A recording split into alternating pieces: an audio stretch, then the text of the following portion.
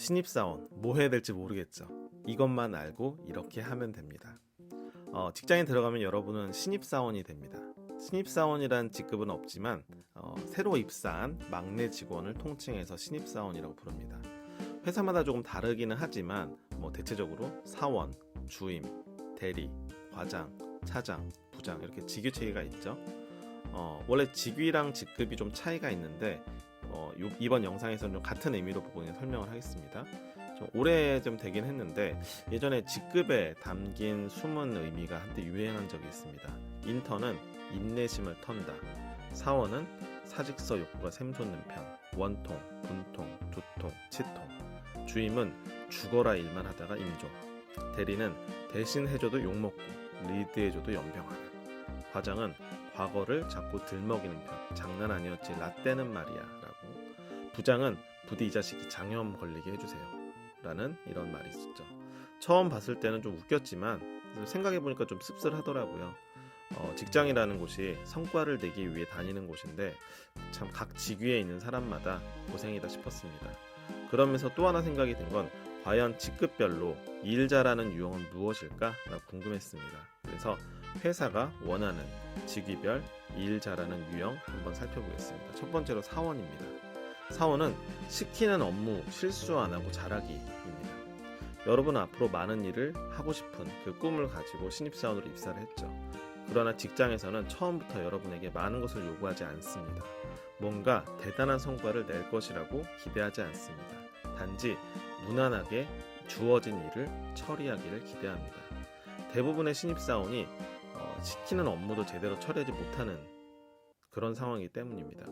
신입사원이라면 주어진 업무를 창의적으로 추진하고 싶은 마음은 정말 크겠지만 우선은 주어진 업무에 문제가 생기지 않도록 최선을 다하시기 바랍니다.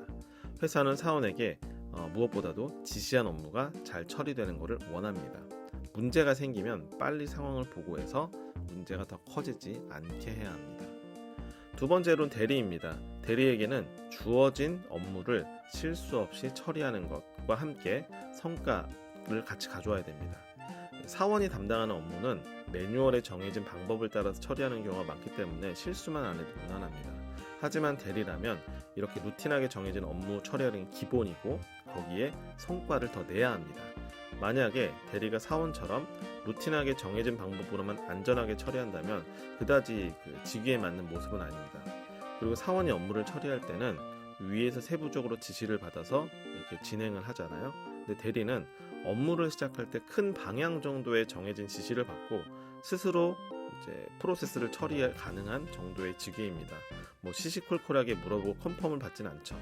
문제가 생겨도 웬만하면 스스로 수습하거나 직접 수습이 어려운 상황에서는 마찬가지로 빨리 보고하는 것이 필요합니다. 세 번째로 과장입니다. 과장은 스스로 업무를 발굴하고 진행해서 성과까지 내는 직위입니다. 없었던 업무라면 주어진 환경과 예산, 인력을 활용해서 업무 프로세스를 만들고 때로는 외부 세력과 싸워서 업무를 추진하는 사례도 있습니다. 예를 하나 들어볼게요. 연도 중에 갑자기 위에서 프로젝트 하나가 내려와서 진행을 하게 됐습니다. 이 프로젝트는 지금까지 우리 회사에서 진행된 적이 없어요. 투입 인력은 과장인 나와 대리 1인, 사원 1인 총 3명입니다. 지금 하고 있는 업무량에 추가로 얼마나 할 수 있을지, 어떻게 하면 일을 최대한 덜어내면서 심플하게 할 수 있을지, 업무량과 난이도에 따라 과장, 대리, 사원이 어떻게 일을 맡을 것인지 업무 프로세스를 만들고 여러 가지 변수를 고려합니다. 수행 과정에서 외부 이익 집단과 싸우기도 하고 달래기도 하면서 프로젝트를 진행합니다. 여러분이 일하는 직장에서 대리, 과장, 팀장을 볼 때 그 사람들은 직위에 요구된 행동을 잘 수행하고 있는 것 같으세요?